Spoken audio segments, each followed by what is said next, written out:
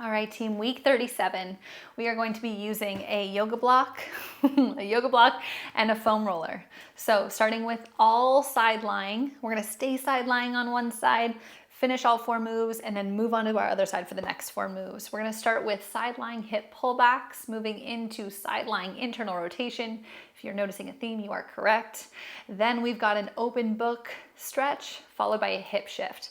All things that are gonna help open things up, get those joints loosey-goosey. So let's go with those hip pullbacks to start. The yoga block is gonna come underneath our heads as a pillow. We're gonna use that yoga block as a pillow almost between our thighs. And it's gonna come between the knees and the ankles, really important. Now, as you're side lying, pull that top hip away, create that tiny pocket of air between the bottom oblique and the floor. And then from right here, squeeze down on that foam roller. That's gonna turn on your inner thighs. Focus on the squeeze, squeeze, squeeze, and then pull that top hip back. Pull it forward. Pull the top hip back. We're gonna do 30 seconds on this side of these. Send it forward. So this is gonna be really a focus in the hips. I don't want you to use the ribs and rotate open. I want you to keep the ribs stacked, pull from the hips, and send it forward. Roll it back, pulling from the hips. Make sure you're not pulling from the low back, but that you're pulling from almost like the back of the glutes are driving that force back. Last one here, drive it back and forward. Hang out here. I always like to hold on to the foam roller for these internal rotations, keeping that top leg pressing down into the foam roller and then lifting up, finding this internal rotation. Super important here for maximizing the glute activation, but also for lengthening into the pelvic floor. Just lift, lower, release. Lift, lower, release. Watch for any arch that may have developed in that low back. Think about hugging and bracing through your core. This is our last one, best one. And keep everything just as it is. Top arm comes back behind your head. You're gonna close it down. Big rock back up and open. Get that wall out of the way. Big pull back up and open. So again, on this one, you're gonna press that top hip forward, pull the top arm back. That's gonna help really deepen this stretch, getting into that thoracic, into that mid back, helping to create more space for baby to move and less tension and tightness in the hips and the low back. Last one. And press all the way up. Woo.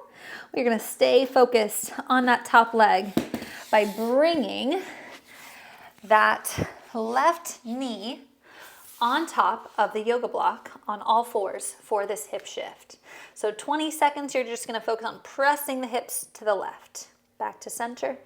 Send those hips over to the left. Don't worry about what the toes are doing. Focus more on where you're feeling the stretch. And if you're feeling like there's a pinch happening in the hip flexor, bring your hips forward a little farther, walk your hands forward a little more, and press those hips to the side. Whenever you get into a move, you're like, I don't know if I'm feeling this correctly. Go ahead, come off that block. We're gonna repeat all of that on the other side. If you ever wonder, like, I don't think I'm feeling this correctly, move around a little bit. Find something that feels right for you. That is going to be one of the most important parts of these exercises is if you know you're not feeling it in the right places, or it feels like the wrong amount of wrong, not the right amount of wrong. Most importantly, find the right amount of wrong. Squeeze through those inner thighs, down on that yoga or on that foam roller, turning on the adductors here. And now you're going to pull that top hip back, release it forward. Pull the top hip back and release it forward. I like to use my top arm to brace myself. That's gonna help keep the upper body still. Almost like you're just disassociating the lower body, the hips and the pelvis from the upper body. Make sure you're continuing to squeeze through those inner thighs. That's gonna be a really important part of this exercise. Here's our last one. And now holding onto the foam roller, big internal rotation here. No energy should be in those hip flexors. We want more of that length happening through the inner thighs, more of a squeeze happening through the glutes to pull that leg up. That glute med is going to feel this one. Little glute med. Slow and controlled through this. Think about that movement with intention, continuing to hollow out through your core. Last one, best one, up and lower down. Top arm back behind you. Let's open up that book right here.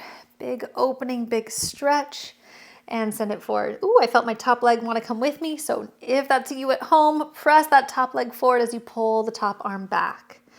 Big reach up, pull it back. Ooh. You can also do these in bed, like right when you wake up in the morning or before you fall asleep. They always just feel like such a good way to open up the spine. Last one, big reach up and back, and then we're gonna move on to that yoga block for those hip shifts and release. All right, foam roller, we done with you. Press up, come around, bring that block underneath the right knee.